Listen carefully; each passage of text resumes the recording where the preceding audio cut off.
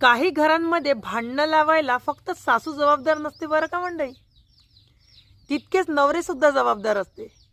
काही नवऱ्यांमध्ये एक टॅक्ट असते, आपण भल्यानं भरं राहायचं आणि बायकोला खोल पाडायचं. बऱ्याच ठिकाणी असतं बरं का मंडळी, असं सगळ्या ठिकाणी म्हणणार नाही. स्वतःच्या आईसमोर, स्वतःच्या बहिणीसमोर, स्वतःच्या वडिलांसमोर एकदम चांगलं म्हणून राहायचं आणि त्यांच्याच बायकोसमोर गोष्टी करायच्या आणि बायकोच्या तोंडातून फोडायचं, बायकोला म्हणायला लावायचं. आणि वाईट कोण? बायको. आणि हे एकदम चांगले. मग म्हणते कशी माहिती आहे का?